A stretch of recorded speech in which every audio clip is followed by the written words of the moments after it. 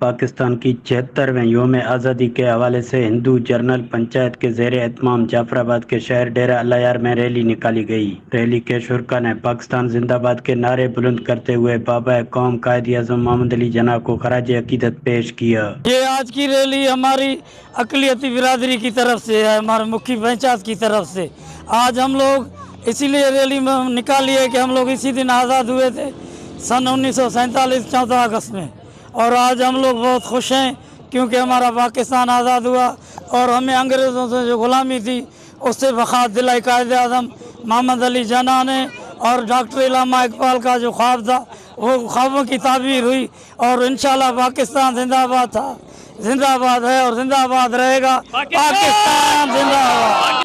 آزادی ایک نعمت ہے اور یہ نعمت ہمیں قائد اعظم محمد علی جناح نے دلائی، اور ہم اس ملک میں آزاد ہیں، اقلیتی برادری آزاد ہے، اور انشاءاللہ پاکستان دن رات ترقی کرتا رہے گا۔ پاکستان پاک فوج تیری شان میری شان۔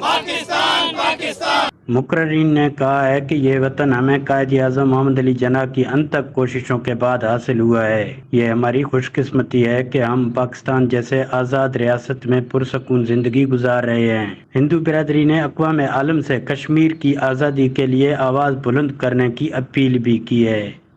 مصری بگٹی، ویسٹ نیوز، جعفر آباد۔